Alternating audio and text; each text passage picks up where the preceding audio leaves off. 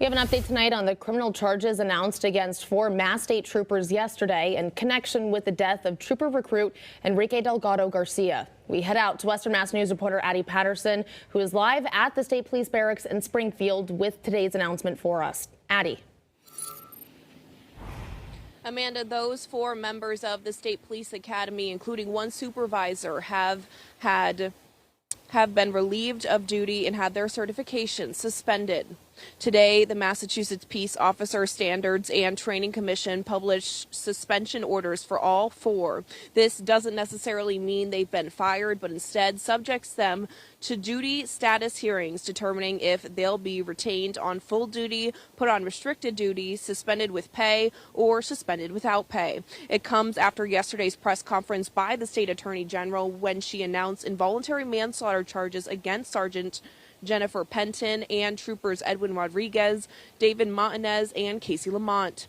Penton is facing an additional perjury charge alleged to have lied during her testimony to the grand jury.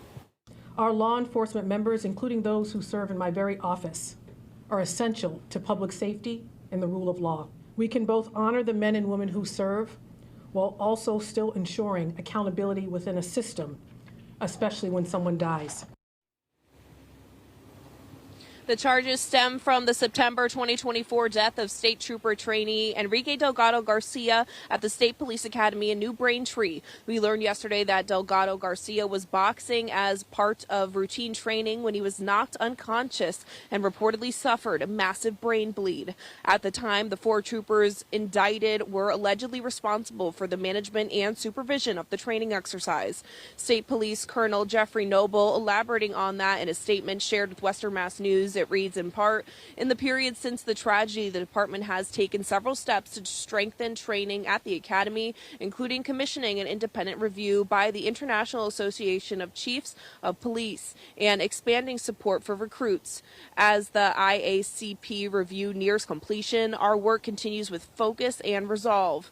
Guided by Enrique's memory and committed to the highest standards of professionalism, leadership, and training, we will remain engaged with the legal process, and we will reserve further comment at this time to protect its integrity. Now, Massachusetts State Police say they will be providing an update on each person's status when that becomes available. So be sure to stick with Western Mass News for the latest updates. For now, reporting live in Springfield, Addie Patterson, Western Mass News.